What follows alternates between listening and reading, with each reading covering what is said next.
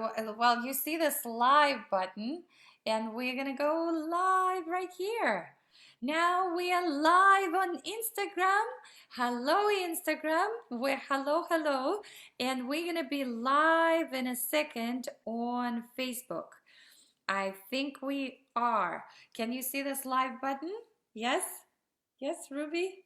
Yes, Oh, I think absolutely. we're live. Okay, hello guys. It's official. We are on, we are live, and welcome to Dream Big with Zhanna, inspiring you to reignite, refire, and refuel your life show. We are here with you every Wednesday, 1:45 Pacific time, to inspire you to go and break through all possible limitations that you put on yourself. So today, my special guest on the show is Dr. Rubye Braye. If you guys are watching us on Facebook, you can see her on the screen. This is Ruby. Hello, She's everyone. hello. And if you're watching us on Instagram, hi guys. You cannot see my guest, but you will hopefully hear because the sound is very clear. And let me know in the comments once Ruby starts speaking if you can hear as well. Okay, today it's all about the leadership. And the title of this episode is What It Means to Be a Leader in the Modern World. So, before we start the show, I want to give people a little bit of your official bio, Ruby. And this is what how it goes. Dr. Rubye Braye is a professional certified coach, International Coach Federation, with extensive experience coaching and consulting, using best practices for nonprofit and for-profit organizational leaders. She served more than 20 years as an active duty officer, VP for a technology firm, and a senior government civilian in a war zone. That's pretty intense, uh, Dr. Rubye Braye. Well, from my perspective, I usually add my personal flavor to the person that I know. And so far, we've had amazing people on the show. And Dr. Rubye Braye is a special person in my life for so many different reasons. She is not only an inspiration for me personally, she is also an inspiration for the group I belong to that she started. She is a leader of multiple mastermind groups and just a person who absolutely what like 24/7 serves from the heart. And that's what I love about you, Dr. Rubye Braye. Welcome to the show. Thank you so much, Zhanna. It is a pleasure to be here with you today. I am so grateful for your invitation, and I look forward to sharing with your guest. Me too. Let's jump right into the first question. What is your biggest dream? And it could be your Uh-huh. personal or professional or combined. Many years ago, I remember attending a Bible study in Korea late one rainy, dark night. And there was a young Korean minister who shared that evening. And he told a story that I have never forgotten. He said, in life, there are people who sow crops, and crops allow you to be able to feed in the moment. Then there are those people who plant trees, and the trees that they plant will be around many times for generations. But he said, there are people who sow into the hearts and souls of people. And those people make it possible for love and kindness to be shared from generation to generation because they plant those seeds. I remember thinking that night that there are people who will put people on the moon and they'll be remembered for that. There's Edison with the light bulb, he'll be remembered. But I tell you, I don't believe any of those guys will ever make the difference in a little child's heart that somebody who has learned love and kindness will be able to make. And so it is my big dream to touch the world with such love and kindness and integrity and commitment that it will ripple through the hearts of people like you and others who are faithfully serving in every institutional type. And they may not know where the love and kindness started, but they will sure get it. It's kind of like germs with colds, and like COVID, for example. You can't see it. Initially, you can't even feel the germs until they take hold in your being. And those germs can be those that infect you with good or those that infect you with harm. It is my desire to so infect with good that it will be like a ripple across an ocean. That is my big dream. That is so wonderful. I hope you guys already got the tremendous value from Ruby's first answer. But let's get, Ruby, let's get into your story. The work that you do in the world is incredible. Dr. Rubye Braye, so that you know, and it was not included in the bio, but what I know for a fact is that she's been helping people who are postgraduates to complete actually their dissertations, because a lot of them stop before the finish line, and she is the person they would go to, and she would put the strategies and the tactics using her love and kindness techniques and all the other magic together, so all her clients would actually cross the finish line and everybody would get their PhD. So that's a little bit of just the flavor so that people know what you do in the Mhm. world right now. But what led you to this path? Like, what is the story? Why did you get so inspired to do this? Well, when I was a high school student, and even before that, growing up in Montgomery, Alabama, in the middle of the civil rights movement, there were people who were just brilliant who came from all over the world to be able to support Black people in having laws changed so that they were just and fair for every institutional type, whether it was in education or healthcare or housing or jobs in the economy and the workplace and marketplace, to be able to get a loan as a veteran, to be able to receive fair benefits. There were people who came and said, we will stand with you shoulder to shoulder. It wasn't fighting so much for things, it was taking a stand for decency and honesty and integrity. And so I learned very often that it wasn't a violence taking, it was to be able to understand the highest, finest, and noblest values associated with life. That's my backstory.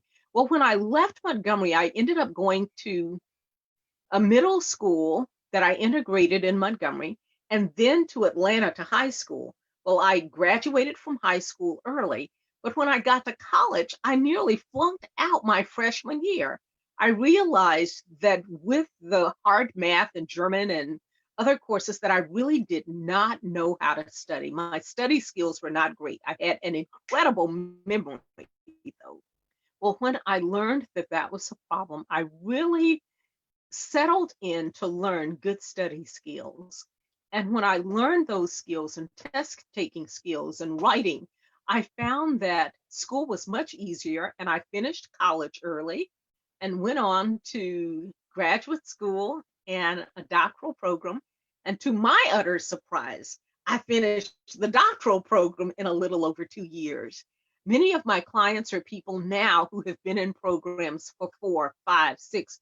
In fact, I spoke with a lady today who's been in a program for 8 years, and she has just received the third disapproval for a proposal. And as I heard her describe what she was trying to do after 8 years of this, I thought, I'm sure I can help you. And so I look forward to reading her material and making recommendations about things that she can do. And I am so grateful to have these kinds of skills. Well, not only do I bring those kind of skills to bear for often professionals in every kind of institution, they're in healthcare, they're in education, they're in business, they own businesses, that I find that when you coach a person, you coach the whole person. people who have families, people who are struggling with employees at work, people who are struggling to effectively lead. And that led me to getting certified as an executive coach. And so I combine all these things to be able to hear exactly what's going on so that it's not a one size fits all. It's like, what does this person need? And what out of it's like a doctor's kit bag. What out of the kit bag do we need to offer for this person or invite them to use that's part of their kit bag? And so, in great measure, that's the backstory. That's yes, that is amazing and fantastic. And Ruby, so that you Yes. guys know, is a real deal. And that leads me to another question. How do you know a coach is the right coach for you? A lot of people are working with coaches. You and I mean, we know that coaches are needed in our lives if we want to move forward, because it's not only the coach, it's himself or herself, it's the community behind it. It so the question is, there are so many so-called coaches in the world right now, Ruby. Mhm. How can you, like, what's your take on how do you define who is the right coach for you? Like, I know personally that you bring results for people, and there are a lot of people who you pay them for the strategies they give you. You still do, you have to do the work, and it doesn't get you to the finish line. What's your take on how to pick the right person for you as a coach? I think it's so important to start with what it is you want. And most of us have no clue as to what it is we really want. If I asked each person in your audience to tell me, I have a sense that maybe 2 out of every 10 people would be able to tell me exactly what they want. Well, when you know what you want, then it is possible to seek someone who has the expertise and not just showmanship, but demonstrated expertise to be able to support you in achieving those results. I'll give you an example. Nick Saban, who's the University of Alabama football coach, is an amazing football coach. But if I was Michael Jordan still playing basketball, do you think hiring Nick Saban would help me be a better basketball player? Probably not. He may know a lot about teams, but it's a totally different sport. It's a different game. So it's important to know what you want and look for coaches who have skill, experience in that game. Don't hire somebody who may be good, but not good at the game that you need to play and win with. This is the best answer. I have to give it to you. That's the best answer I've ever heard. And I ask this question a lot because of the coaching industry that just exploded. And there's a lot of people who call themselves coaches and they are not in reality. So thank you so much. You're Let's welcome. jump into the let's jump into the leadership. How do Yeah. you define leadership, Ruby? Leadership for me is the ability to, one, lead yourself, and two, to be able to support others in achieving a desired outcome. And that outcome may have a suspense where it has to be done by a certain day or to a certain standard, but it's to have the expertise and the character to be able to lead to an outcome. Hmm. And does it, so to be, we kind of briefly discussed it yesterday in a group. There is a difference between being a leader, or the difference between a leader and leadership. Do you see the difference in these two, or they are merged in your definition? Well, I believe that they're very different. One is a noun, the person is the leader. The other is the practice, and that's a verb. Leadership is something that you do, it's not something that you are. You're a leader based on what you are able to do. So Oh, that's the distinction that I would make between the two. I also believe that it's possible to lead from any position. I think little children can lead and often do when they step up and stand out for things that are right. I believe that people who are very junior in organizations can lead. There are times, excuse me, when people on the shop floor have a much better understanding of what's happening than the official leader at the top, and would do well to step into the breach to say, this is what we should be doing now. When I think of the many people who have answers regarding COVID, my sense is we would be better served to listen to some of the many people who are not in our most senior positions, but those who have experience and expertise that would probably help save lives and ensure that our nation moves forward with better planning. And not just planning, but better programs. Mm. So if we were to talk to children or Yes, teenagers yes. who are lacking confidence, do you think it's possible for them, and what does it take, if yes, to step up to be a leader for themselves first before they start being the leader for others? Because I believe this is my personal, if you're not a leader for yourself, you Uh-huh. can't be a leader for anybody else. Do you agree? Absolutely. So Well, what would you say to them? How do they step up to I'd become say leaders? go study somebody like little Greta Thunberg. She's the little environmentalist who's still in high school, who's been traveling the world saying, I want to live in a world that feels safe environmentally, where we have addressed many of the pollution issues, where we've addressed many of the issues that are destroying the environment for people around the world, that are causing the caps to melt, that have increased flooding, that have increased fires. And as I think about her knowing exactly what she wants and having created a movement by sharing that message with others that she has connected to in a heart, authentic way with great integrity and even charisma. I am just so impressed by this courageous young woman.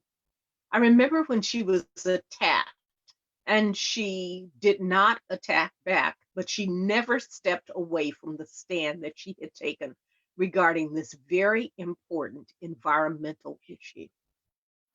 Who is she? Could you repeat the name because of the Her name sound? is Greta Thunberg, I think is how it is pronounced.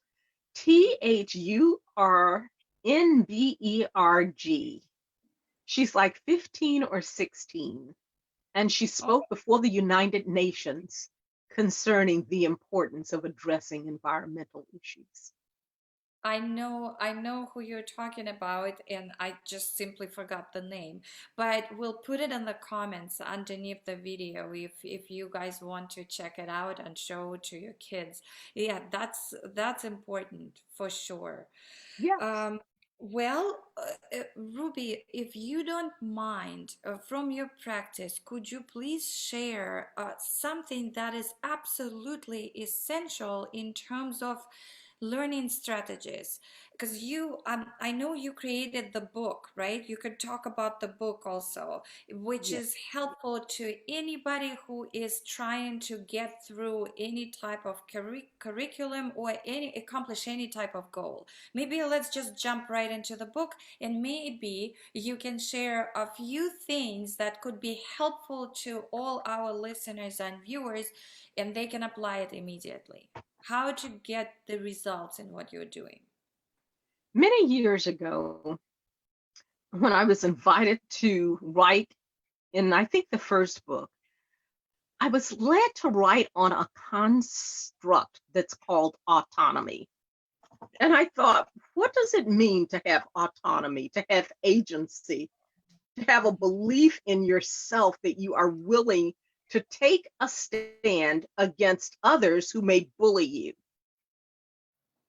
And I thought autonomy means for me that you're willing to acknowledge what feels like right in your heart, not just going with the group simply because it is expedient to do so. I think a leader, first of all, has to have a strong sense of who they are, A fellow named Robert Greenleaf wrote many years ago about servant leadership. And when I studied servant leadership in graduate school, I realized that of all the leadership models and philosophies, it was the one that felt most comprehensive. There was great person, trait, group, team, um, transactional, transformational, situational, lots of leadership philosophies and models.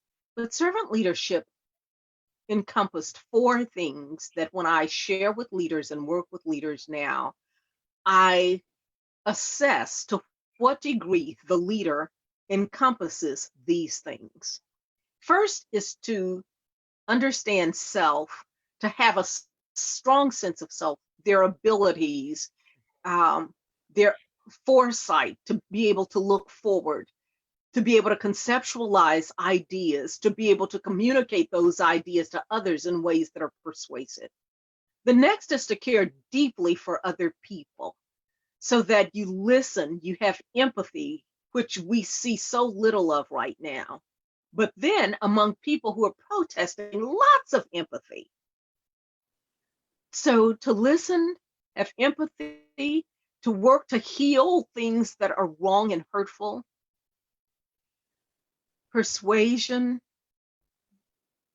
a commitment to the growth of other people, a commitment to community for all people, not just some people.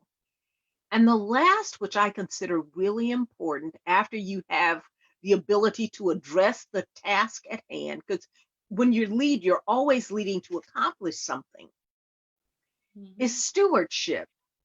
I have seen companies that lack stewardship in the world, stewardship over the resources that they are directly responsible for, and then stewardship over those things that we commonly share locally, nationally, and around the world. Stewardship makes it possible to have an environment where we can all live with clean air and clean water, where we have not destroyed all the trees that have rendered Mother Earth a place where you can barely breathe, that we aren't dumping all of the garbage in oceans where it's killing fish and they're eating plastics and we eat the fish full of plastics. And it's like we're destroying ourselves as part of this one miraculous ecosystem. So I think all of us get to lead. We get to recycle, reuse, we get to minimize conspicuous consumption with things that we don't need to impress people who don't care. Mm. I think that's what real leadership is. That's what it means to find your place in the world and live with such purpose that you realize that for every answer to almost every question associated with leadership, it's much bigger than us, much bigger than our own organization, that it really is how we will touch the world.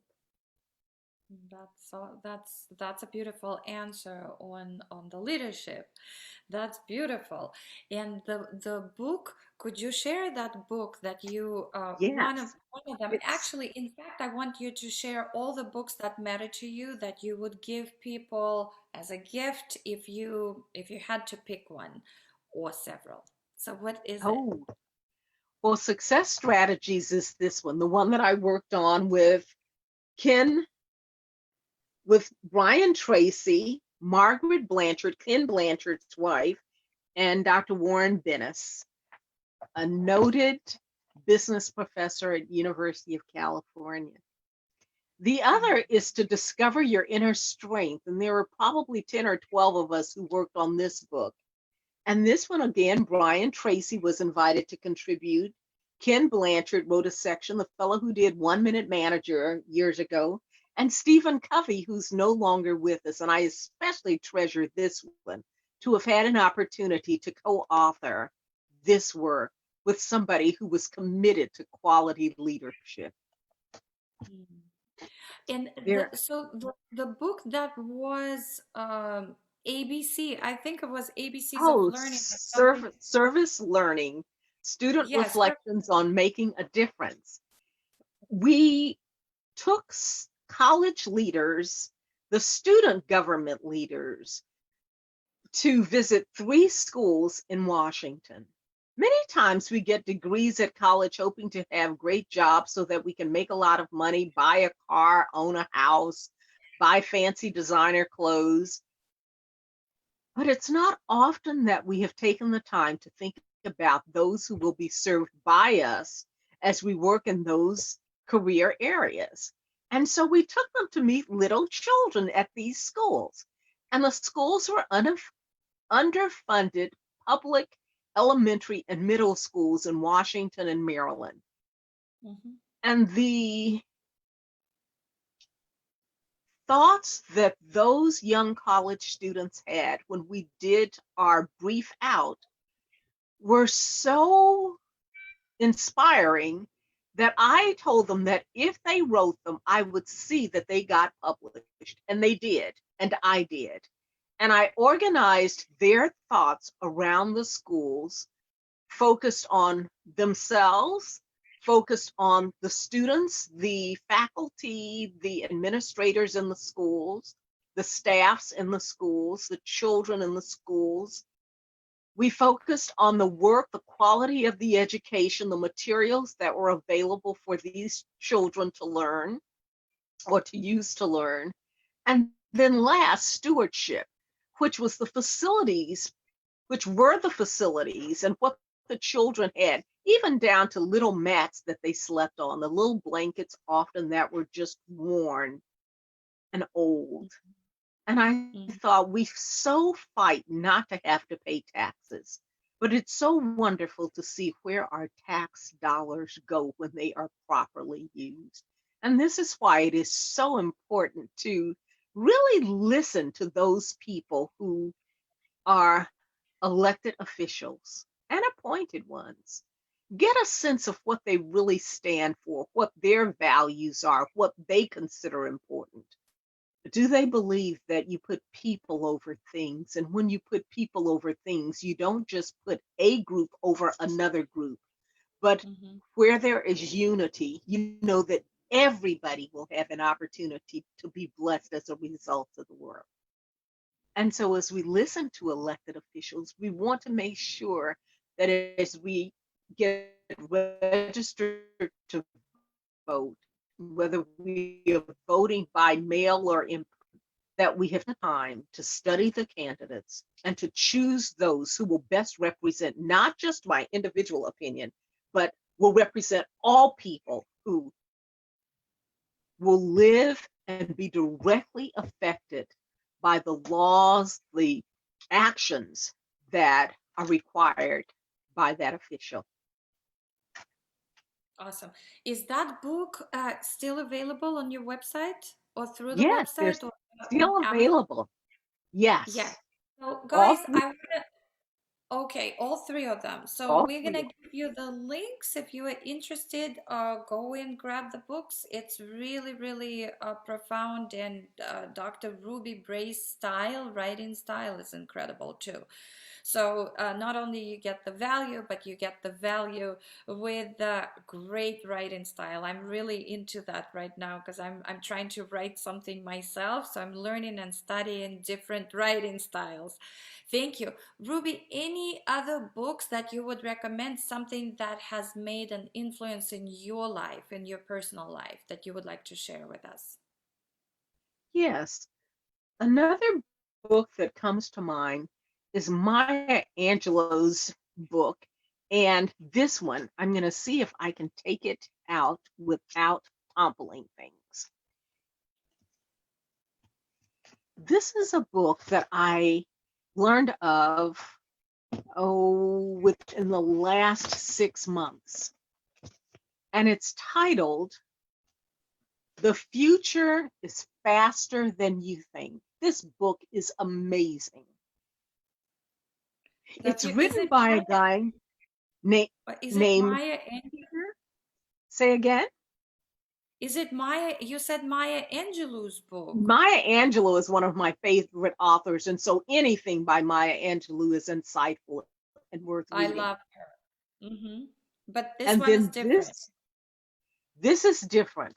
This is a book about the future and converging technologies that are changing business, industry, and our lives. Because my area of expertise is in business, my PhD is in business, I found this book fascinating. It's a look at where we're going and the type of preparation that will be needed to address the future.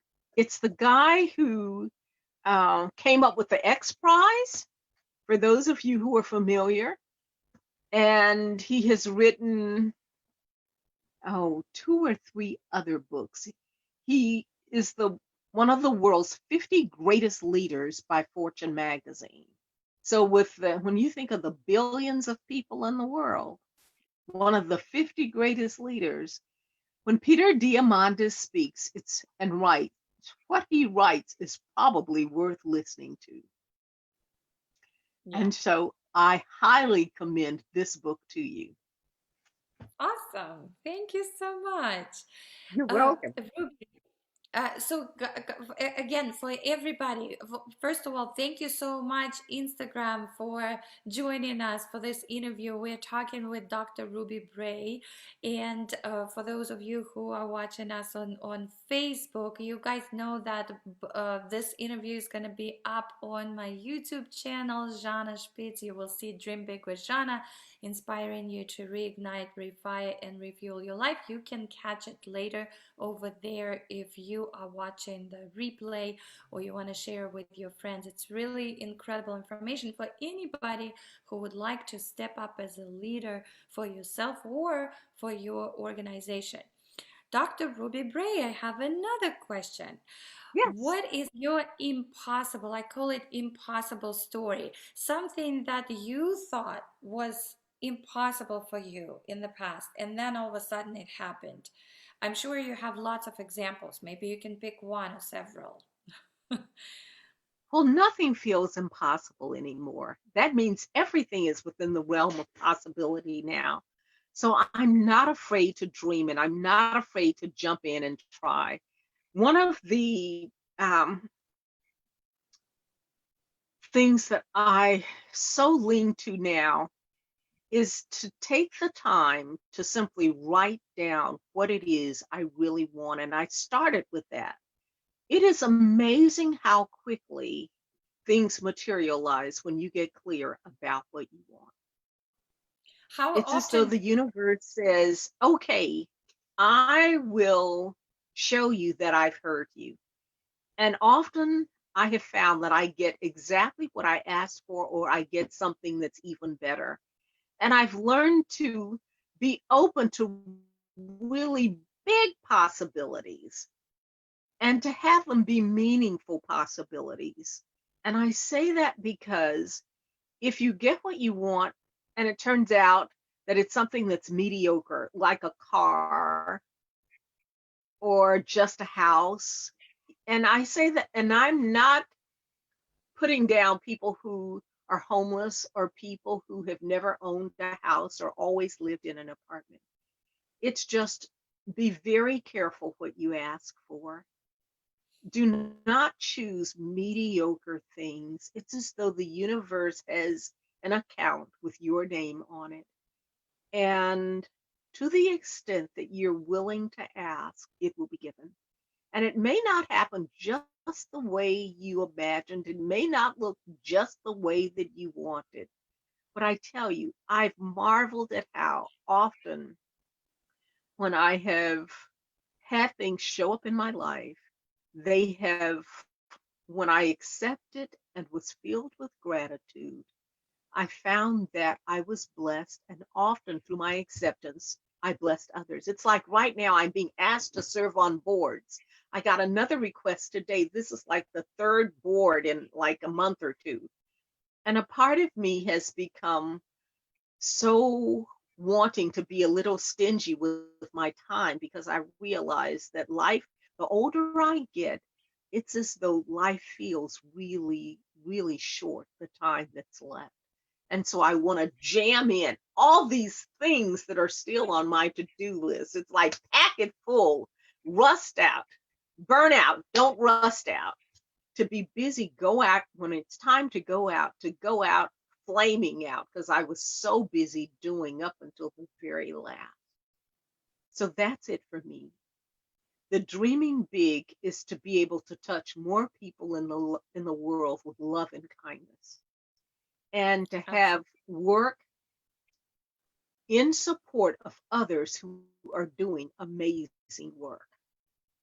I think we Yes. start movements that way, whether it's for the environment or work with children or help with women who are trafficked, or just there's so many things to work on.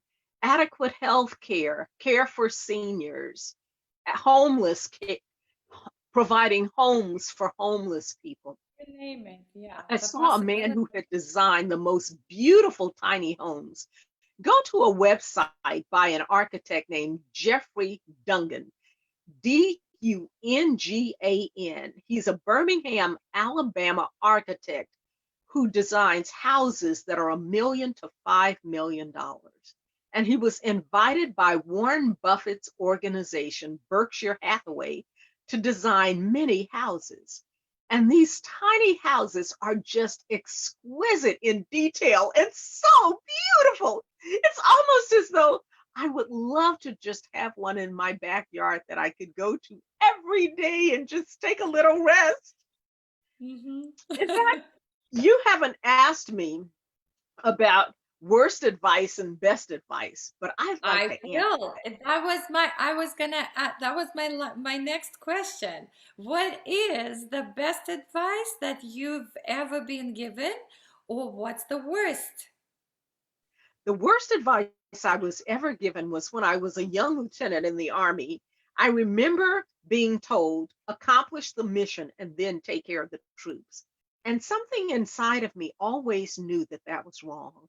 I always knew that if we loved and took care of people, they would die trying to make sure the work and the mission got accomplished.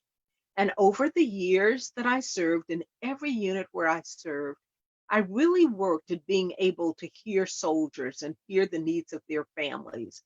And invariably, the soldiers did amazing things. They won awards, they worked overtime without me almost ever having to ask. They made sure that just like I took care of them, they took care of business.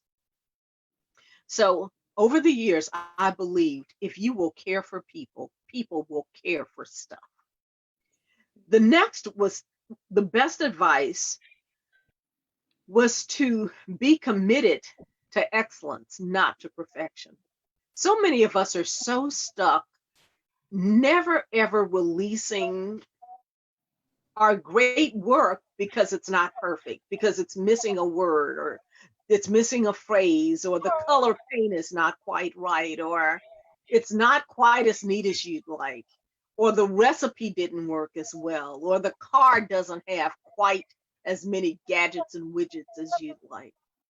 Get on with it. The best of the advice is finish what you've started and release it, knowing that there will always be something that you could have done differently or better or faster or less costly, but get it done.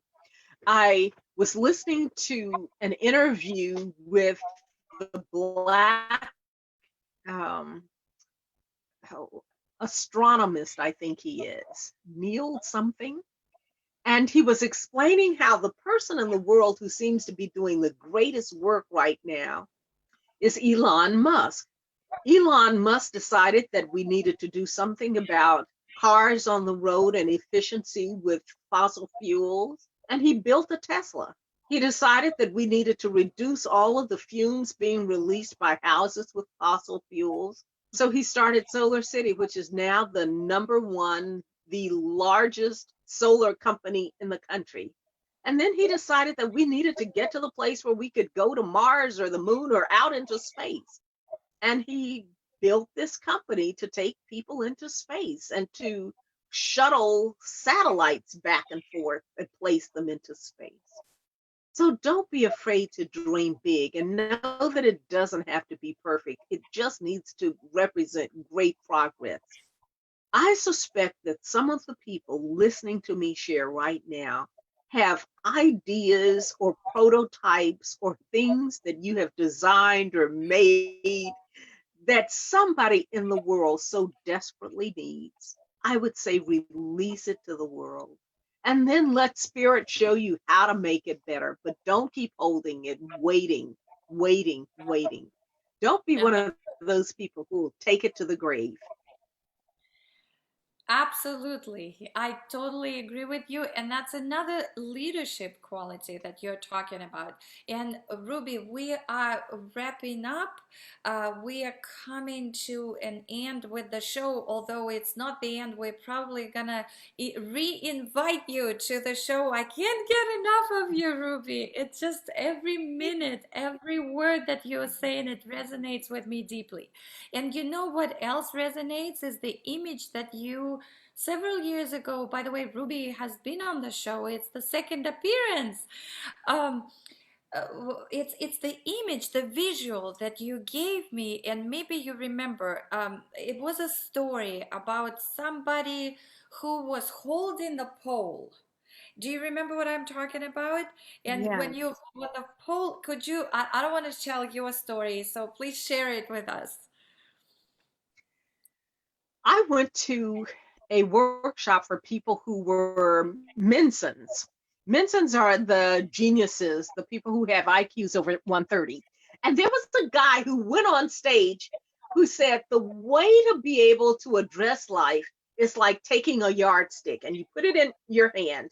And he said, when you look at the top of the yardstick and you focus on the top, the big issue, you can walk like this and almost never move, and the yardstick will stay perfectly, you can stay perfectly still and balance it. He said, when you start looking at the bottom in your hand, it will always fall. So the message was get out of the weeds, keep your attention focused on the top. And never get your eyes off the top, right? Always look Yes, up. Always look yes. up. Oh, I love that. I absolutely love it. So, guys, Ruby, what is the best way to reach out to you? If you have any questions, if you have something that's been stopping you, or you are stuck somewhere, Dr. Ruby Bray is the person to talk to. What's the best way to reach out? You can send me an email. You can go to one of the websites. You can connect with me on LinkedIn, and I promise I'll respond. And my name is Rubye. LinkedIn did me a favor. They created two Rubye Braye websites. I don't Yes. know how they got split, but in every now and then I'll go out and check one, and they send me messages when someone has tried to reach out to me. So just go to LinkedIn. I'd love to hear from you. I'd love to hear your thoughts about things. And if you've got some big idea, big project that you're working on, I would love to support you in achieving that great idea. There you go. Guys, you've been watching Dream Big with Zhanna, inspiring you to reignite, refire, and refuel your life. And today, our special guest was the amazing, incredible, the one and only Dr. Rubye Braye. Ruby, thank you so very much. We're gonna put all the links underneath the video on Facebook.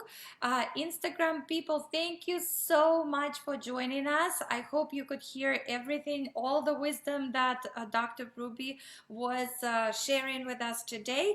And you can catch this episode on YouTube on Zhanna Spitz's channel, Dream Big with Zhanna, later tonight, I believe, or the latest tomorrow. Thank you. And like Dr. Rubye Braye said, stay committed to excellence, not to perfection. I love that. Thank you, Ruby. Thank you so much, Zhanna. All the best to those of you out in the audience, those who are listening. Thank, Create and create fearlessly. there you go. Thank you.